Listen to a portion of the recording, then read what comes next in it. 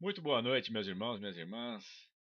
Com muita alegria que nós estamos mais uma vez aqui reunidos, pedindo a Deus a proteção e o amparo para mais esse encontro, com mais essa possibilidade do nosso estudo, a continuação do nosso estudo do livro Os Mensageiros. Agora nós já avançamos para o capítulo 17, O Romance de Alfredo. Essa história é uma história muito interessante e vai valer muito a pena para nós também aprendermos junto com o André Luiz. Então, André Luiz escreve da seguinte forma: ele fala que depois de alguns minutos, né, utilizados por cada um para serviço da higiene reconfortadora, provavelmente tomar um banho, né, Alfredo convidou-nos à mesa onde Ismália, com extrema educação, né, mandou servir frutos para cada um deles. Vários frutos. E os senhores do castelo não podiam ser mais gentis, né? Eles deviam estar muito cansados, realmente, com fome, de repente querendo se fortalecer um pouco mais, né? Diante de uma viagem tão dura. Pelo menos para os dois. Porque acho que para Aniceto foi até meio tranquilo, né? E os servidores vinham e iam e vinham com muita alegria em estar servindo a eles. Aquela boa vontade, né? Parecia no rosto deles que eles estavam felizes em poder ajudar e estar servindo a eles ali. Palestra de Alfredo e as observações de Ismália eram cheias de coisas muito interessantes que eles diziam. E para eles estava sendo muito legal essa conversa, esse bate-papo com os dois. E aí perguntou a Aniceto, né? E aí, qual que é a sua impressão do serviço em geral, né? Como é que estão as coisas por aí, né? Diz o seguinte, falou, olha, excelente, né? Quanto à oportunidade de realização, né, de trabalho, tá ótimo, tem bastante serviço. Né? Mas ele diz assim: olha, mas eu não tenho parecer quanto às situações em curso. Né? Não tem o mesmo parecer, né? Quer dizer, ele não está com a mesma alegria, né? Não está com a mesma, como se diz, entusiasmo, né? Com relação à situação que eles estão vivendo por lá. E ele diz o seguinte, que as zonas a que eles estão servindo, né? Que são aquele local presta socorro, estão repletas de novidades dolorosas. Dolorosas. O presente período humano é de conflitos devastadores, e as vibrações contraditórias que nos atingem são de molde a enfraquecer qualquer ânimo menos decidido. Então devia ser complicado o local, né? Desencarnados e encarnados empenham-se em batalhas destruidoras. É uma lástima. Multiplica-se o número de necessitados que recorrem ao posto? Ele responde assim: enormemente.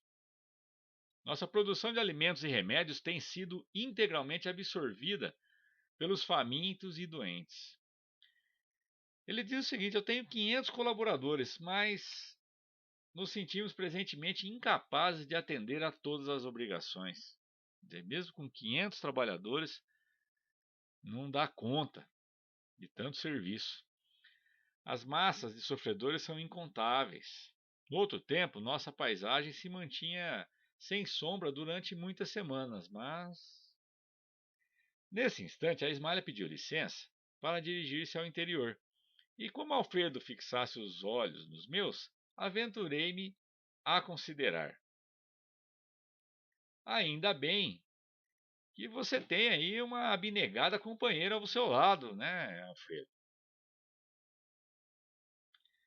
Ele e Aniceto sorriram, quase no mesmo tempo, falando-nos o administrador. Ah, meus amigos, por enquanto não tenho essa felicidade em caráter definitivo. A minha esposa e eu temos o divino compromisso da união eterna, mas ainda não lhe mereço a presença contínua. Ela é a bondade celeste e eu a realidade humana. E aí, pessoal, dá uma ajeitada aí na poltrona, na cadeira, porque o nosso irmão vai contar a história dele. A história dele com a Ismália. Tá? Depois de uma pequena pausa, prosseguiu com gentileza. Aniceto conhece a história, vocês, porém, não conhecem. Eu vou me sentir, portanto, contente em relatar algumas lembranças com benefício duplo. Aliviarei o coração, uma vez mais, contando as minhas faltas, e vocês dois, que também têm em breve novos serviços na Terra, aproveitarão, por certo, alguma coisa das minhas experiências. Então ele resolveu contar a história dele, dos dois irmãos. Aniceto já sabia dessa história, mas Vicente e André Luiz não, né? Então, mais uma história aí para trazer conhecimento para os nossos irmãos, né? E ele conta o seguinte: ele diz assim que Ismália e eu guardávamos um cofre de felicidade no mundo. No entanto, os salteadores perversos espreitavam-nos a felicidade. A minha responsabilidade era enorme no campo dos negócios materiais. E longe de compreender as obrigações sublimes de esposo, pai, não procurava atender os deveres justos para com o lar e os dois filhinhos que Deus me enviara ao círculo doméstico. Ismália, porém, era a providência da nossa casa. E eu esqueci-me, contudo, de que a virtude a qualquer preço será atormentada pelo vício, e minha nobre companheira foi vítima da maldade de um amigo desleal, com quem tinha eu inúmeros interesses em comum no campo monetário. A minha esposa sofreu, em silêncio, a perseguição dele por alguns anos consecutivos. E quando meu desventurado sócio verificou a inutilidade da atitude criminosa, em franco desespero, buscou envenenar meu espírito desprevenido. Começou por advertir-me quanto ao procedimento dela. Atordoou-me envolvendo-a em acusações descabidas. Subornou criados domésticos e colocou espiões que seguissem minha esposa Ismália nas tarefas de esposa e mãe. Esse homem exercia profunda influência sobre mim, e atendendo aos laços que nos uniam, minha companheira jamais se sentiu com bastante coragem para denunciá-lo. Devia ser, né, não só um sócio, devia ser um amigo íntimo. E a esposa se sentiu na dificuldade para falar, né, sem saber se realmente o marido ia acreditar ou não, muitas vezes, né? Olha que situação complicada, hein, gente? Enquanto dava ouvidos à calúnia, fora de meu círculo doméstico, tornava-me intolerável dentro dele. Então, dentro da casa, nosso amigo foi ficando insuportável, né? Devia ficar assim insuportável. Não sabia contemplar minha esposa com a despreocupação e a confiança absoluta de outra época. Via o mal nos seus mínimos gestos e queria descobrir as segundas intenções nas suas frases mais inocentes. Começou a pegar no pé da esposa por nada, né? Por motivo algum. Chegou a acusá-la, né? Ele diz aqui, Vicente, que ele chegou a acusá-la veladamente. A Ismália chorou e calou-se. Coisa pior que tem é a pessoa ser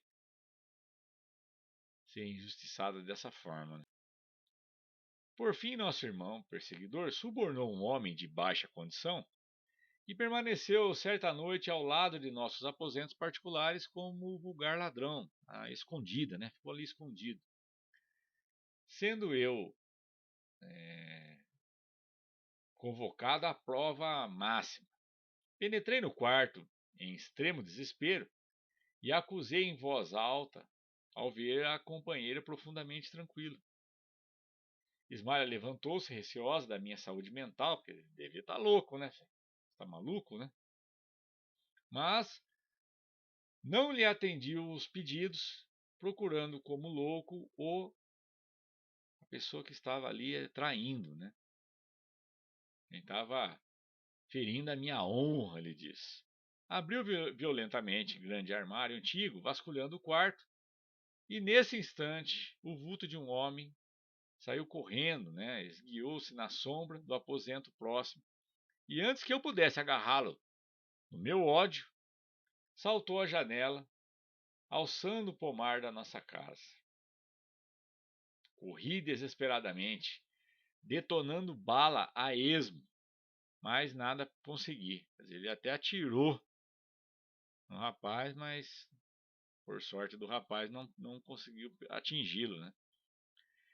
Regressou ao quarto e, para o cúmulo da calúnia odiosa, o desconhecido deixara atrás de si um chapéu novo, rigorosamente moderno, para que se acentuasse meus sentimentos terríveis. Pode imaginar, assim, a raiva que ele devia estar sentindo, né, diante de tudo isso. E tendo encontrado, inclusive, esse chapéu, né, que pode denunciar, assim, a, pelo que ela diz, né, para um chapéu moderno, a presença de um homem mais jovem, né? A situação foi complicada, hein? Bom, aí ele, depois de estar nessa condição, né, de escrever tudo isso, né, ele disse que ele estava sentindo uns sentimentos terríveis, né, os olhos, né, duvidando da esposa, né, vomitando insultos. Ele quis matar a Ismália. E ela, banhada em lágrimas a seus pés, no entanto, né, alguma coisa que ele não sabe explicar, o que aconteceu naquele momento na terra, paralisou o seu braço, quase homicida. Né? Senão ele teria matado a companheira ali, né? Vociferando, né, gritando muito, né, blasfêmias, né, não ouvindo o que ela queria dizer, ele afastou-se do lar, tomado de horror. No outro dia, ele fez valer o seu direito exclusivo sobre os filhos e providenciou para que Ismália, convertida em estátua de dor, fosse restituída à fazenda paterna. Então mandou a mulher de volta, né? Contratou uma governanta para os meninos e logo após tomou um navio para a Europa, onde se demorou mais de 3 anos por lá. Nunca se propôs a verificações sérias, né, averiguar melhor a situação, nunca se preocupou com isso. Né?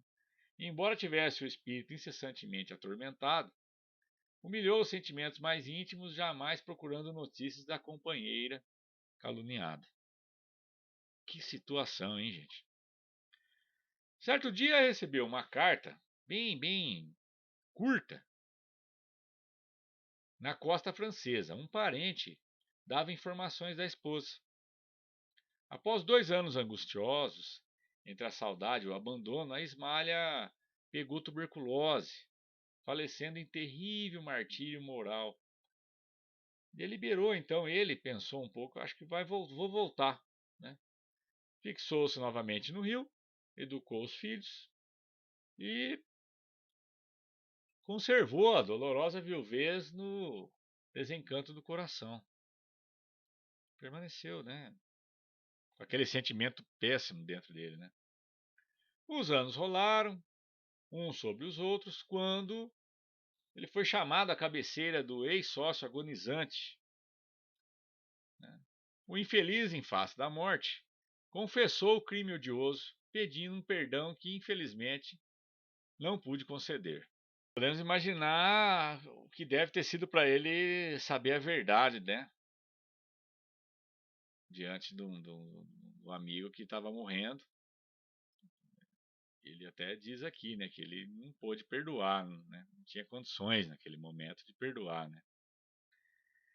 E ele diz que transformou, então, desde então, num louco irremediável, cansado, envelhecido.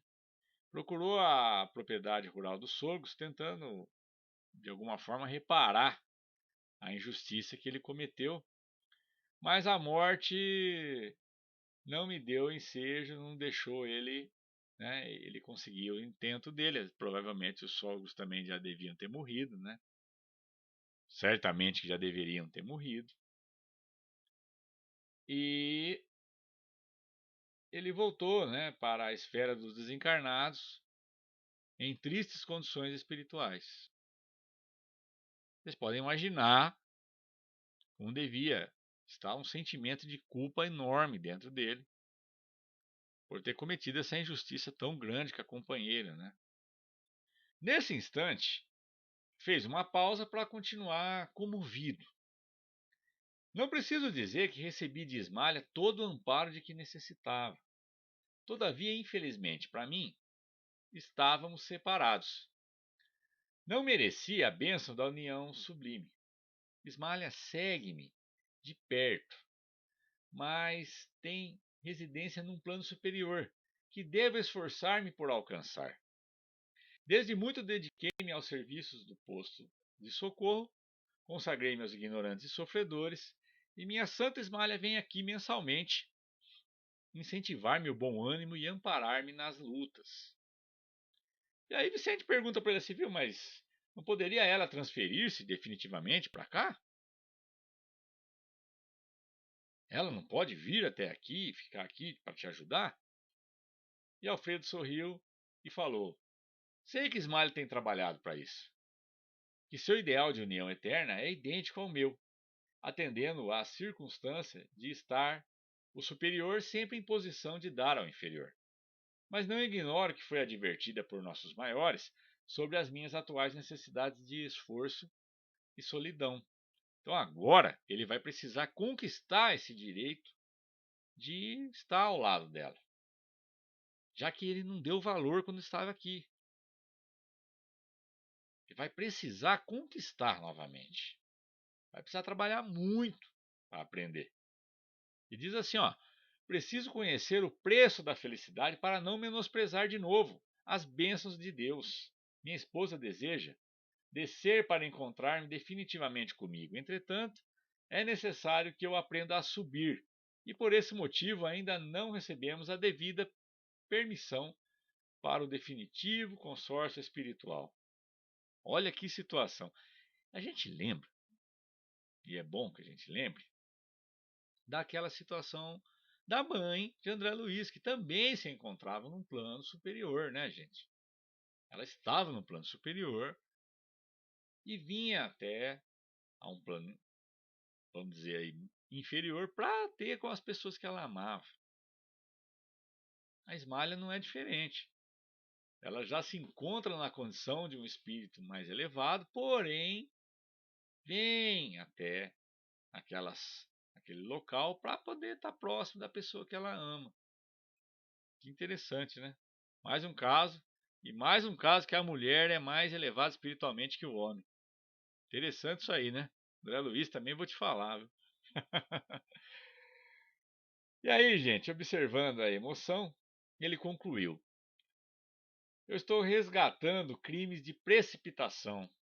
Pela impulsividade delituosa, perdi minha paz, meu lar e minha devotada companheira.